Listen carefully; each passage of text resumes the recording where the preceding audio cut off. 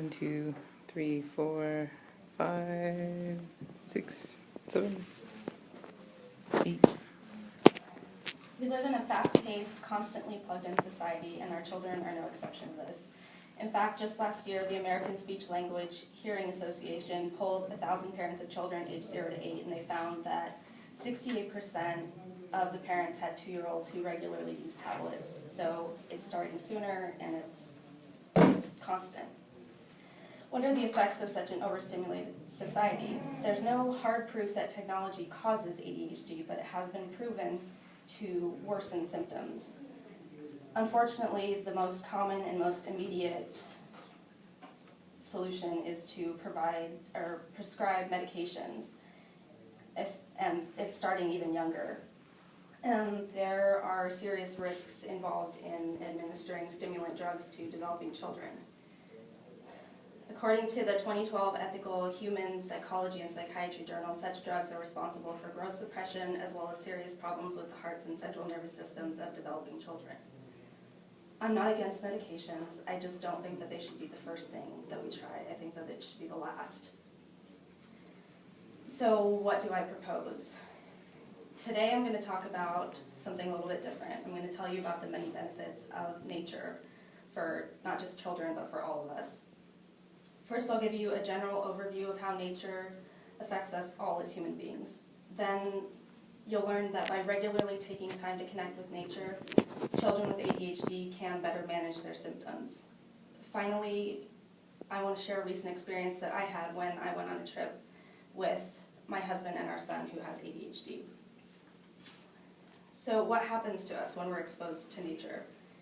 When we get closer to nature, be it untouched wilderness or backyard tree, we do our overstressed brains a favor. That's a direct quote from Florence Williams of National Geographic, who wrote the January 2015 article titled, "This is Your Brain on Nature." The entire article talks about all these studies that have been done by various researchers throughout the world, actually.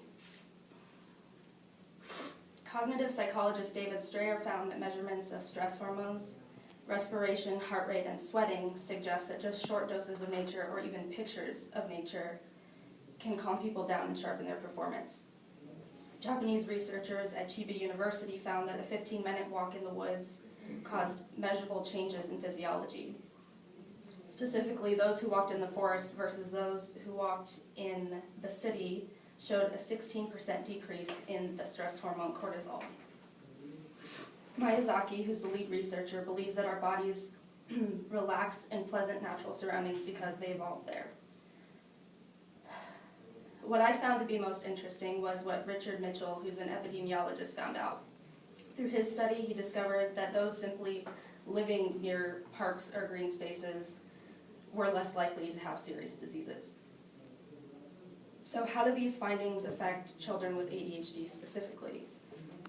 It's been proven that daily doses of green time can supplement other forms of treatment for children with ADHD, where green time might just be a greener route to school, more outside play, or even just sitting by a window.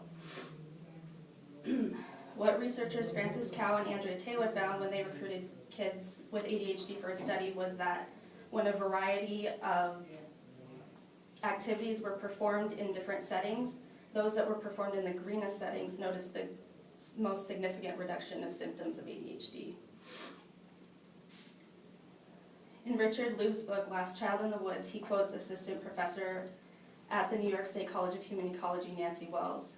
She says that by bolstering children's attention resources, green spaces may enable children to think more clearly and cope more effectively with life stress.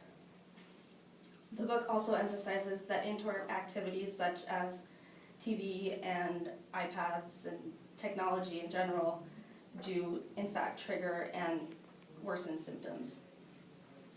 So now I'd like to share a personal story about my experience that I had recently. Maybe I can put this down.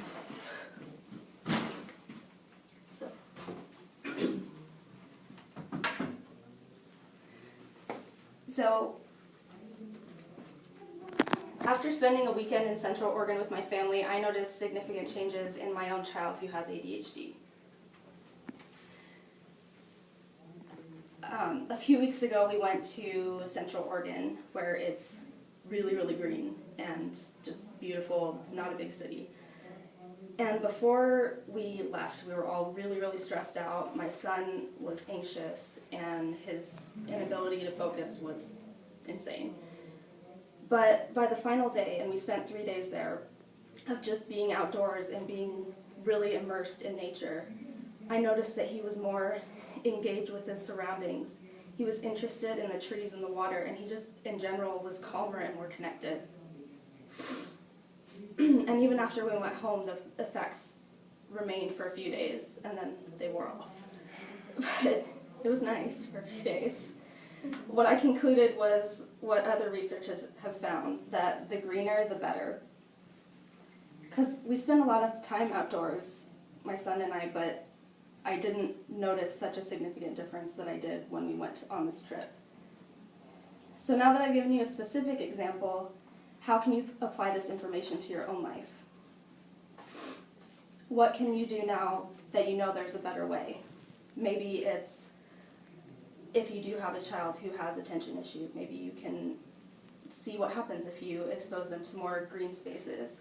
Or if you are looking for a way to relax, you can try this out too.